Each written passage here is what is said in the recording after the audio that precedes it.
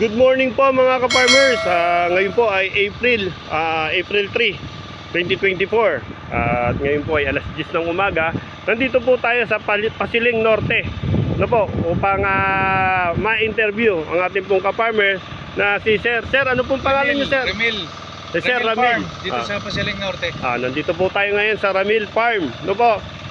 Siya po ay gumagamit ng ating Growers Bet 1000 Plus Foliar Fertilizer. Sir, gaano katagal nyo na po ginagamit yung Growers Bet 1000 Plus Foliar Fertilizer natin?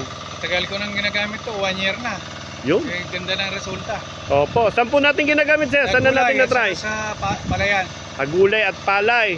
So ano naman po yung experience natin sa paggamit natin sa gulay? Unang-una po sa ampalaya. Sa palayan, lumalaki yung yung mga talbos at saka yung mga bunga straight.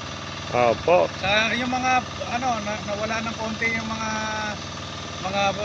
insekto. Pati yun, nadamay na yung mga insekto. Ganun kaganda yung paggamit ng ating Growers Bet 1000 Plus Foliar Fertilizer. Totoo yan. Opo, yung po sa kamatis na binabanggit natin na pwede natin pasyalan mamaya. Ayun, grabe. Opo. Application nun nung nabumulaklak. Opo. Hanggang naging Bunga. naging bunga na. Ano naman po napansin nyo? Mamaya, Grabe.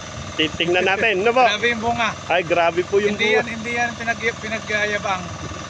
Doon po, Resulta yun, resulta. yun po yung paggamit nyo ng foliar fertilizer resulta natin. No po. Dati hindi pa kayo gumagamit. Hindi. Normal lang yung ngayon po, grabe. So ipapakita ni Sir mamaya yung grabe na paggamit ng foliar fertilizer natin doon sa kanilang mga kamatis. No po. At bibidyohan natin habang pinapaliwanag ni Sir yung ating ginamitan ng Growers Bet 1000 Plus Foliar Fertilizer na mga gulay. Pero nagamit nyo rin po sa inyong palay, Sir. Sa balay. Ito po yung nagamitan nyo nung lumabas na yung Saka yung bago mag-uhay. bago mag-uhay, nagamitan nyo ng foliar fertilizer. Tapos yung sinasabi nyo kanina na nung kakatransplant pa lang, nagamitan nyo rin po. Ano pong resulta nung kakatransplant pa lang, Sir, ng ating mga palay? Ang kakapal ng suhe. Saka Saka nung after ng matransplant, hindi siya parang hindi nabawasan yung green.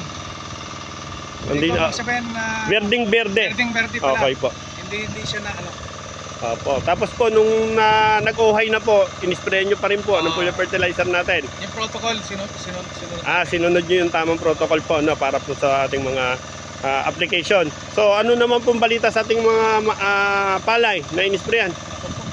Tingnan niyo yung Palay. resulta. Opo. Halos hindi mo na pag naglakad ka sa hindi mo mahahawi. Sa daming bunga. Sa dami ng Yung makapal talaga, po. So, yun po, pupuntahan po natin ngayon, kasama natin si Sir Ramil, yung kanilang mga gulayan na pinagmamalaki po ni Sir ng mga kamatis. Na napakaganda. At ito daw pong sa likod niya na ampalayahan, ay grabe daw po kung mag-anis siya ng mga talbos.